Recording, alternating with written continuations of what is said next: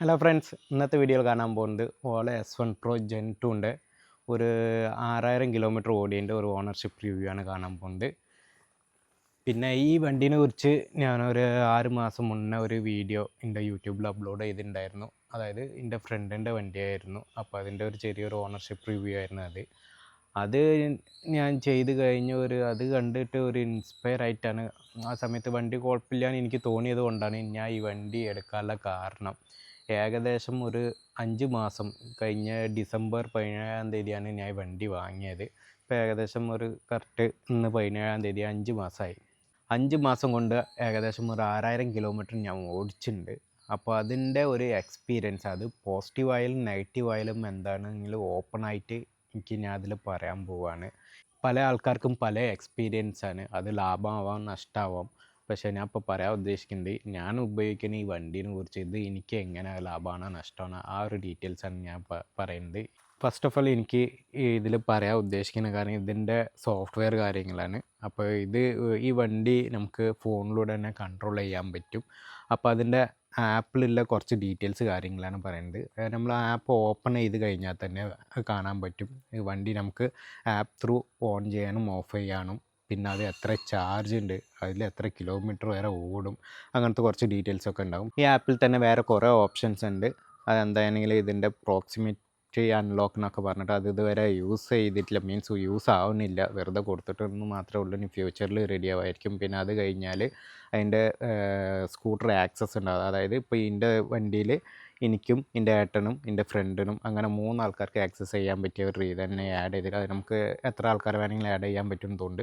പിന്നെ നെക്സ്റ്റ് അത് നോക്കിയിട്ടുണ്ടെങ്കിൽ നമ്മൾ റൈഡിൻ്റെ ഡീറ്റെയിൽസ് ഉണ്ടാവും. അതായത് ഇപ്പോൾ വണ്ടി എടുത്തത് തൊട്ട് ഇതുവരെ എത്ര കിലോമീറ്റർ ഓടി, അതിൻ്റെ ഡീറ്റെയിൽസ് കാര്യങ്ങൾ എത്ര വരെ നമ്മൾ ഫ്യൂൾ സേവ് ചെയ്തതിന്, അങ്ങനത്തെ കുറച്ച് ഡീറ്റെയിൽസൊക്കെ ഉണ്ടാവും.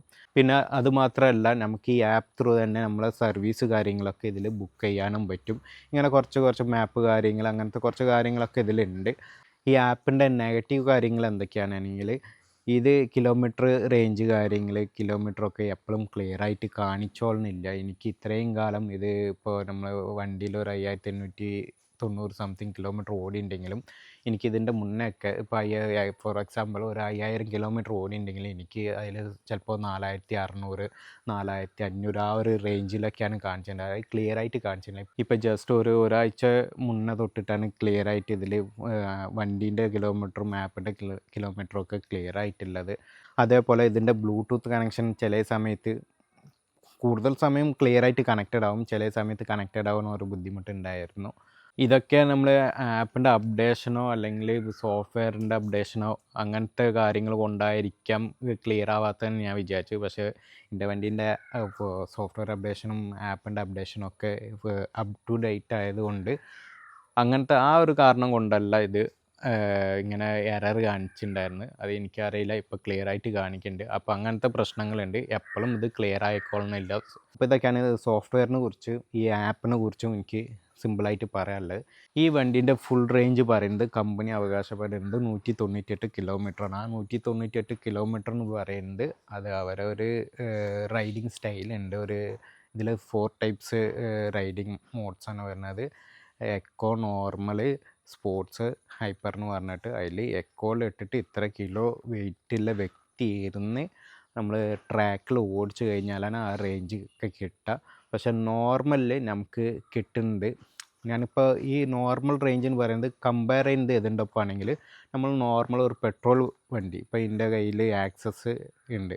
ആ ആക്സസ് ഞാൻ എങ്ങനെ യൂസ് ചെയ്യുന്നുണ്ടോ ആ ഒരു തരത്തിൽ ഈ വണ്ടി നമുക്ക് ഉപയോഗിച്ച് കഴിഞ്ഞാൽ, അതായത് ഒരു സ്പോർട്സ് മോഡിൽ ഇട്ടാണ്ട്, ആ സ്പോർട്സ് മോഡിൽ ഇട്ടാലേ ഒരു നോർമൽ ആക്സസ് നമ്മൾ എങ്ങനെയാണ് യൂസ് ചെയ്യേണ്ടത് ആ ഒരു എഫക്റ്റ് കിട്ടുക കേട്ടോ.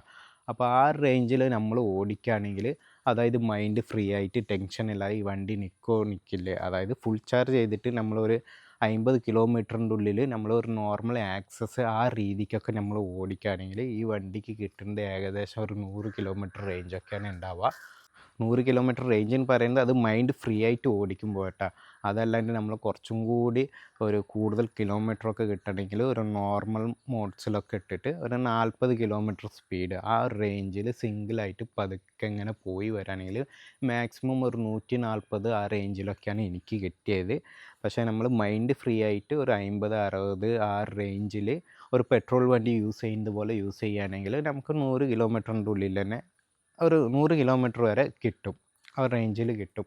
ഇതിപ്പോൾ ഞാൻ ഈ ഡീറ്റെയിൽസ് പറയാനുള്ള കാരണം എന്താണെങ്കിൽ നമുക്ക് ഈ വണ്ടി കൊണ്ട് നമുക്ക് ലോങ് ഡ്രൈവ് ഒന്നും പോകാൻ സാധിക്കുന്നതല്ല. അതായത് ഒരു ദിവസം ഒരു 50 ഒരു 70 കിലോമീറ്റർ ആ റേഞ്ചിൽ ഓടിക്കുന്ന വ്യക്തികളുണ്ടെങ്കിൽ അവർക്ക് സുഖമായിട്ട് ടെൻഷൻ ഇല്ലാതെ ഈ വണ്ടി ഓടിക്കാൻ പറ്റും.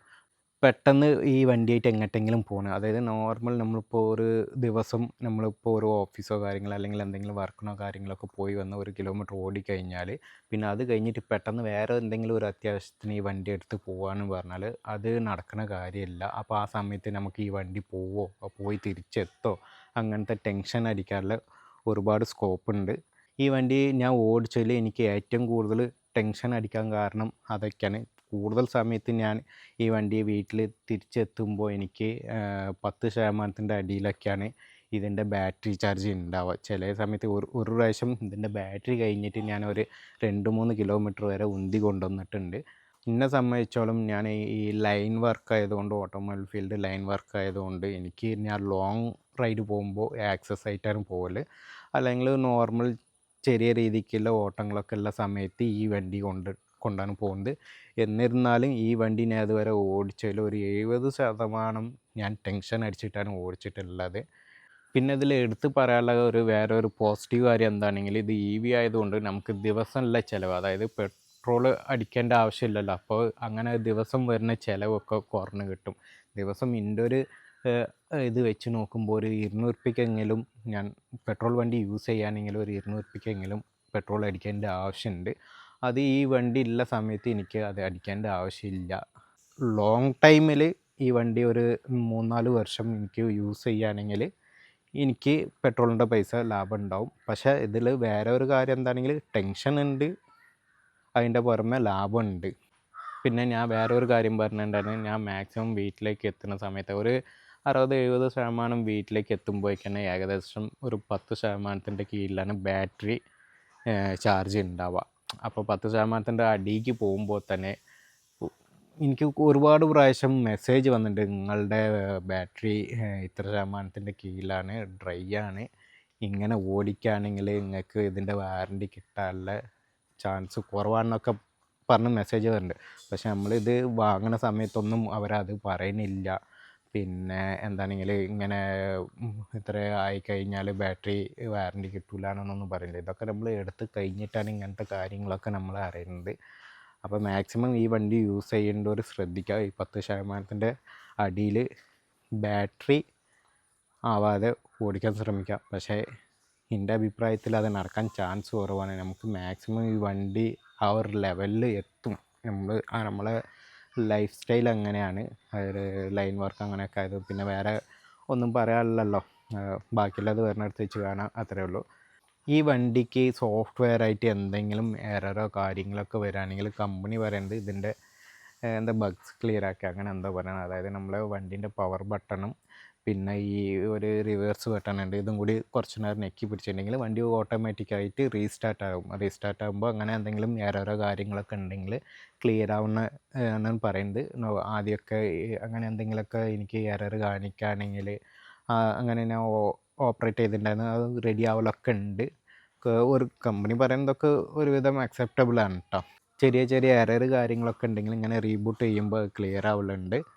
പിന്നെ ഇതല്ലാത്ത കംപ്ലയിൻറ്റ്സ് ഉണ്ട് കേട്ടോ. ചില സമയത്ത് ഡിസ്പ്ലേ ഓഫായി പോവുക, എനിക്കങ്ങനെ കുറേ പ്രാവശ്യം ഓഫായി പോയിട്ടുണ്ട്. പിന്നെ ആ സമയത്ത് ഞാൻ റീബൂട്ട് ചെയ്താൽ പോലും ഈ വണ്ടി ഓൺ ആവില്ല. ഏകദേശം ഒരു 5 മിനിറ്റ് അവിടെ ഇങ്ങനെ കുറച്ച് നേരം അപ്പുറത്തും ഇപ്പുറത്തൊക്കെ ഒന്ന് നടക്കുക, പിന്നെ വന്ന് ഓൺ ചെയ്യുമ്പോൾ ഓണാവും. ഇതുവരെ ഡെറ്റായി കിടന്നിട്ടില്ല. അങ്ങനെ കംപ്ലയിൻറ്റ്സ് വരലുണ്ട്. ഇതിൻ്റെ വേറൊരു കംപ്ലയിൻ്റ് എന്ന് പറഞ്ഞാൽ എൻ്റെ വണ്ടിക്കുള്ള കംപ്ലയിൻ്റ് ആയിട്ട് എല്ലാവർക്കും ഉണ്ടെന്നല്ല പറയുന്നത്. എൻ്റെ വണ്ടിയിലുള്ള കംപ്ലയിൻ്റ് എന്താണെങ്കിൽ ഇതിൻ്റെ നമ്മൾ ബാറ്ററി റീജനറേറ്റ് ചെയ്യുന്ന ഒരു മെത്തേഡ്, ആക്സിലേറ്റർ നമുക്ക് ഇതിൻ്റെ ഓപ്പോസിറ്റ് തിരിച്ചു കഴിഞ്ഞാൽ ആ വണ്ടിയിൽ ഒരു കുറച്ച് എനർജി റീപ്രൊഡ്യൂസ് ചെയ്തിട്ട് ബാറ്ററി ചാർജ് ചെയ്യുന്ന ഒരു മെത്തേഡാണ്. അത് എനിക്ക് വണ്ടി വാങ്ങിയ പുതുക്കത്തിലൊന്നും പ്രശ്നം ഉണ്ടായിരുന്നില്ല. അപ്പോൾ ഒരു 3-4 മാസം വണ്ടി വാങ്ങിച്ചിട്ട് ഒരു 3 മാസത്തോളം എനിക്ക് ഒരു കംപ്ലയിൻറ്റ്സ് ഉണ്ടായിരുന്നില്ല. പിന്നെ അത് കഴിഞ്ഞിട്ട് ചില സമയത്ത് ഇത് വർക്കാവുന്നില്ല. നോർമലി ഒരു 90% കഴിഞ്ഞാലേ ഇത് വർക്കാവുള്ളൂ. കമ്പനി അങ്ങനെയാണ് സെറ്റ് ചെയ്ത് വെച്ചിട്ടുള്ളത്. പക്ഷേ ഒരു 80%, 70% എല്ലാ സമയത്തും ചില സമയത്ത് എനിക്ക് ഇതിൻ്റെ ആക്സിലേറ്റർ ഓപ്പോസിറ്റ് തിരിച്ചു കഴിഞ്ഞാൽ അത് വർക്കാവുന്നില്ല. അതായത് നോർമലി ചെറിയൊരു ബ്രേക്ക് അപ്ലൈ ചെയ്തിട്ട് അതിൽ നിന്ന് ഒരു എനർജി പ്രൊഡ്യൂസ് ചെയ്തിട്ട് പിന്നെയും അഗൈൻ ബാറ്ററി ചാർജ് ചെയ്യുന്ന ഒരു മെത്തേഡാണ്. ആ സമയത്ത് നമുക്ക് കൂടുതൽ സമയങ്ങളിൽ ഈ ഒരു മെത്തേഡ് ഉള്ളതുകൊണ്ട് എന്താണ് കൂടുതൽ സമയങ്ങളിൽ നമുക്ക് ബ്രേക്ക് അപ്ലൈ ചെയ്യേണ്ട ആവശ്യമില്ല. ഈ ആക്സിലേറ്റർ കൊണ്ട് തന്നെ നമുക്ക് ഓപ്പോസിറ്റ് തിരിച്ച് ചെറിയൊരു രീതിക്ക് ബ്രേക്കൊക്കെ അപ്ലൈ ചെയ്യാൻ പറ്റും. അപ്പോൾ പെട്ടെന്ന് ചില സമയത്ത് എനിക്ക് അങ്ങനെ അത് വർക്കാവാത്ത പ്രശ്നങ്ങളൊക്കെ വന്നിട്ടുണ്ട്. ആ ഒരു സമയത്ത് നമ്മൾ ഉദ്ദേശിക്കുന്നത് ഒരു ബ്രേക്കും കൂടിയാണല്ലോ. അപ്പോൾ ആ സമയത്ത് നമുക്ക് പെട്ടെന്ന് ഇതൊരു തട്ടിമുട്ട ഒരു മുൻപിലൊരു വണ്ടി പോവുകയാണെങ്കിൽ നമ്മൾ സ്ലോ ആക്കാൻ വേണ്ടിയിട്ട് ഇങ്ങോട്ട് തിരിക്കും. പെട്ടെന്ന് ഇത് വർക്കാവാത്ത സമയത്തൊക്കെ നമുക്കത് തട്ടാനുള്ള ചാൻസസൊക്കെ ഉണ്ടായിട്ടുണ്ട്. ഇപ്പോഴും എനിക്ക് ആ കംപ്ലൈൻ്റ് ഉണ്ട്. ഇടയ്ക്ക് വർക്കാവും, ഇടയ്ക്ക് അത് വർക്കാവാതിരിക്കും. അതാണ് ഇതിൻ്റെ സ്ഥിതി. അപ്പോൾ ഇതൊക്കെ സർവീസ്. പിന്നെ വേറൊരു കംപ്ലൈൻ്റ് എന്ന് പറഞ്ഞാൽ ഈ സീറ്റ് ഓട്ടോമാറ്റിക് ലോക്കാണ്. മീൻസ് നമ്മളിപ്പോൾ ഇങ്ങനെ വെച്ച് അമർത്തി കഴിഞ്ഞാൽ ഇത് ലോക്കാവുന്നതാണ്. പിന്നെ ഇത് ഓപ്പൺ ചെയ്യണമെങ്കിൽ നമ്മൾ ഡിസ്പ്ലേ ഓൺ ചെയ്തിട്ട് ഇതിൻ്റെ ഓപ്ഷൻ ഉണ്ട് ബൂട്ട് ഓപ്പൺ ചെയ്യാനുള്ള. അങ്ങനെ ഓപ്പൺ ചെയ്താൽ തന്നെ ബൂട്ട് ഓപ്പൺ ചെയ്യാം. പക്ഷേ ഇതിപ്പോൾ എനിക്ക് ലോക്ക് ആവണമെന്നേ ഇല്ല. അത് എന്തുകൊണ്ടാണെന്ന് അറിയില്ല. വണ്ടി ഫുള്ളും ഇലക്ട്രോണിക്സ് കൺട്രോളിലാണല്ലോ. ഇതിൻ്റെ ലോക്കും ഓപ്പണും ഒക്കെ ഇലക്ട്രോണിക്സിൻ്റെ ഇതൊക്കെയാണ്. അപ്പോൾ ഇതിപ്പോൾ ഇത് വർക്ക് ആവണില്ല. ഇതിപ്പോൾ ലോക്കും ആവില്ല, ഇത് ഫുൾ ടൈം ഓപ്പൺ തന്നെയാണ്. അപ്പോൾ ഇതൊക്കെ എനിക്ക് സർവീസ് ചെയ്യാനുണ്ട്. സർവീസ് ചെയ്യണമെന്ന് പറഞ്ഞാൽ ഇവിടെ സർവീസ് സെൻറ്റർ ഇല്ല. നമുക്കിപ്പോൾ പോകണമെങ്കിൽ കോഴിക്കോട് തന്നെ. അപ്പോൾ എല്ലാം പരപ്പനങ്ങാടിയാണ്. ഇവിടെ നിന്ന് ഏകദേശം ഒരു ഫറോക്ക് കഴിഞ്ഞിട്ട് ഒരു സർവീസ് സെൻറ്റർ ഉണ്ടെന്ന് വെച്ചാൽ അവിടെ ഉണ്ടോയെന്ന് അറിയില്ല. എന്നാലും ഒരു 10-25 കിലോമീറ്റർ ഡിസ്റ്റൻസ് അപ്പുറത്താണ് സർവീസ് സെൻറ്ററൊക്കെ ഉള്ളത്. ഇനിയിപ്പോൾ സർവീസിന് നമ്മൾ നേരത്തെ പറഞ്ഞ പോലെ ഫോണിൽ ബുക്ക് ചെയ്താലോ കുറേ ദിവസങ്ങൾ കഴിഞ്ഞിട്ടൊക്കെയാണ് സർവീസ് ഉള്ളത്. ഇനിയിപ്പോൾ എനിക്കൊന്ന് ഡയറക്റ്റ് കൊണ്ടുപോയി നോക്കുന്നുണ്ട്. എൻ്റെ ഫ്രണ്ട് പറഞ്ഞത് എന്താണെങ്കിലും ചെറിയ കംപ്ലയിൻറ്റ്സ് ഒക്കെ ഉണ്ടെങ്കിൽ ഡയറക്റ്റ് കൊണ്ടുപോയി ഒരു റെഡിയാക്കി തരുന്നതാണ് പറഞ്ഞത്. ഇനി കൊണ്ടുപോയി നോക്കട്ടെ. ഇനിയിപ്പോൾ എന്താണെങ്കിൽ ഇതിപ്പോൾ നമ്മൾ അടുത്തൊക്കെ ആണെങ്കിൽ ഒന്ന് കൊണ്ടുപോയി പെട്ടെന്ന് ചെയ്ത് കൊണ്ടുവരാം. ഇതിപ്പോൾ ഇങ്ങനത്തെ കംപ്ലയിൻറ്റ്സ് ഒക്കെ ആയതുകൊണ്ട് എനിക്ക് ലൈൻ വർക്ക് ആയതുകൊണ്ട് ഇത് കൊണ്ടുപോയി കഴിഞ്ഞാൽ ഒരു 2-3 ദിവസം അവിടെ പിടിച്ചിട്ട് കഴിഞ്ഞാൽ എൻ്റെ കാര്യങ്ങളൊക്കെ മുടങ്ങും. പിന്നെ ഇതിൻ്റെ ഒരു പോസിറ്റീവാണോ നെഗറ്റീവാണോ എനിക്ക് അറിഞ്ഞുകൂടാ. എന്താണെങ്കിൽ കമ്പനീൻ്റെ ഭാഗത്തുനിന്ന് ഇതിന് പീരിയോഡിക് സർവീസ് ഒന്നും അവർ പ്രൊവൈഡ് ചെയ്യുന്നില്ല. എന്തെങ്കിലും കംപ്ലൈൻറ്റ് വരുമ്പോൾ കൊണ്ടുപോയി നന്നാക്കുക ആ ഒരു മെത്തേഡാണ്. അത് ചിലവർക്ക് പോസിറ്റീവ് ആവും, ചിലവർക്ക് നെഗറ്റീവ് ആവും. എന്നെ സംബന്ധിച്ചോളം അതൊരു നെഗറ്റീവായിട്ടാണ് ഞാൻ കാണുന്നത്. എന്താണെങ്കിൽ നമുക്ക് ഈ പീരിയോഡിക് സർവീസ് ഉണ്ടെങ്കിൽ, സർവീസ് അവൈലബിൾ ആണെങ്കിൽ, അതായത് ഇപ്പോൾ നമ്മൾ ഒരു പീരിയോഡിക് സർവീസിന് ഇവിടുന്ന് 30 കിലോമീറ്ററിൻ്റെ അപ്പുറത്ത് കൊണ്ടുപോയി ചെയ്യാനെന്നും പറഞ്ഞാൽ നമുക്ക് ബുദ്ധിമുട്ടാണ്. അതേപോലെ ഇവർക്ക് കുറേ ഷോറൂം കാര്യങ്ങളൊക്കെ വന്നിട്ട് അങ്ങനെ പീരിയോഡിക് സർവീസ് ഉണ്ടെങ്കിൽ നമുക്ക് കൊണ്ടുപോയി എന്തെങ്കിലും കംപ്ലയിൻറ്റ്സ് വരേണ്ട മുന്നേ തന്നെ ഇങ്ങനത്തെ കാര്യങ്ങളൊക്കെ ചെക്ക് ചെയ്തിട്ട് അത് ക്ലിയർ ചെയ്യാൻ പറ്റും. ഇത് കംപ്ലയിൻറ്റ് വന്നിട്ട് പിന്നെ കൊണ്ടുപോവുക, അവിടെ കൊണ്ടുപോയിട്ട് ഒരാഴ്ച 2 ആഴ്ചയൊക്കെ ഇടാൻ പറയുമ്പോൾ അത് ബുദ്ധിമുട്ടുള്ള കാര്യമാണ്. അപ്പോൾ ആ ഒരു കാര്യത്തിൽ കമ്പനി പീരിയോഡിക് സർവീസ് പ്രൊവൈഡ് ചെയ്യാത്തത് ഒരു നെഗറ്റീവായിട്ടാണ് ഞാൻ കാണുന്നത്. പിന്നെ എനിക്ക് ഇതിൽ വേറൊരു കാര്യം എടുത്ത് പറയാനുള്ളത് ഇതിൻ്റെ ബ്രേക്കിംഗ് സിസ്റ്റമാണ്. ബ്രേക്കിംഗ് സിസ്റ്റം എന്ന് പറഞ്ഞാൽ ഫ്രണ്ടിലും ബാക്കിലും ഡിസ്ക്കാണ്. നമുക്ക് ആക്സസ് കമ്പയർ ചെയ്യുമ്പോൾ ഫ്രണ്ടിൽ മാത്രം ഡിസ്ക്കാണ്, ബാക്കിൽ ഡ്രമ്മാണ്. ഈ വണ്ടിയിൽ ഫ്രണ്ടിലും ബാക്കിലും ഡിസ്ക് ആയതുകൊണ്ട് ഇതിൽ ഗുണങ്ങളുണ്ട്, ദോഷങ്ങളുണ്ട്. ഗുണങ്ങൾ എന്തൊക്കെയാണെന്ന് നോക്കിയാൽ വണ്ടി ബ്രേക്ക് അപ്ലൈ ചെയ്ത് കഴിഞ്ഞാൽ പെട്ടെന്ന് കമ്പാരിറ്റീവ്ലി ഈ ഡ്രം ബ്രേക്കിനെക്കാളും പെട്ടെന്ന് നിൽക്കാനുള്ള കൂടുതൽ ചാൻസസ് ഉണ്ട്. നമുക്ക് വിചാരിച്ച സ്ഥലത്ത് നിൽക്കും. ഈ ഗുണങ്ങൾ തന്നെയാണ് ഇതിൻ്റെ ദോഷമായിട്ട് ഞാൻ കാണുന്നത്. എന്താണെങ്കിൽ ഇത് ഈ വണ്ടിക്ക് ABS സിസ്റ്റം ഇല്ല. അപ്പോൾ ഒരു ABS സിസ്റ്റം ഇല്ലാത്ത ഡിസ്ക് വണ്ടി, ഫ്രണ്ടത്തെ ബ്രേക്ക് നമ്മൾ നോർമലി ലൈറ്റായിട്ട് തന്നെ അപ്ലൈ ചെയ്യുന്നതുകൊണ്ട് വലിയ പ്രശ്നമൊന്നുമില്ല.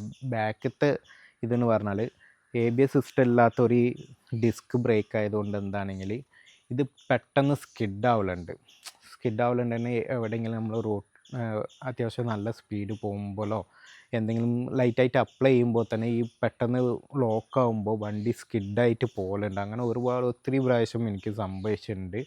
അതും ചെറിയൊരു റെയിൻ സീസണൊക്കെ ആണെങ്കിൽ റോഡ് ചെറിയൊരു നനവൊക്കെ ഉണ്ടെങ്കിൽ അത് കൂടുതലാവാനാണ് ചാൻസ്. ഇതൊക്കെയാണ് കേട്ടോ എനിക്ക് ഈ വണ്ടീനെ കുറിച്ച് പറയാനുള്ളത്. എൻ്റെ ഒരു 5 മാസത്തെ 6000 കിലോമീറ്റർ എക്സ്പീരിയൻസ് വെച്ചിട്ടാണ് ഞാൻ പറഞ്ഞ കാര്യങ്ങളൊക്കെ. ഇത് പലർക്കും അക്സെപ്റ്റബിൾ ആവാം, അല്ലെങ്കിൽ ഇതിനോട് അക്സെപ്റ്റ് ചെയ്യാത്ത ആൾക്കാരുണ്ടാവും, ഓല യൂസ് ചെയ്യുന്ന ആൾക്കാർ. ഈ വീഡിയോ ഞാൻ ഇതോടെ വൈൻഡപ്പ് ചെയ്യാണ്. ഇനിയിപ്പോൾ ബാക്കിയുള്ള ഇതിൻ്റെ സർവീസ് ചെയ്യുന്ന കാര്യങ്ങളൊക്കെ പറ്റുകയാണെങ്കിൽ ഞാൻ വ്ളോഗായിട്ട് ചെയ്യാം. പിന്നെ നമ്മളെ ഈ ചാനൽ സബ്സ്ക്രൈബ് ചെയ്ത് ലൈക്ക് ചെയ്തും ഷെയർ ചെയ്തും മാക്സിമം നമ്മളെ സപ്പോർട്ട് ചെയ്യാൻ നിങ്ങൾ ശ്രമിക്കുക. അപ്പോൾ ഓക്കെ, ബൈ.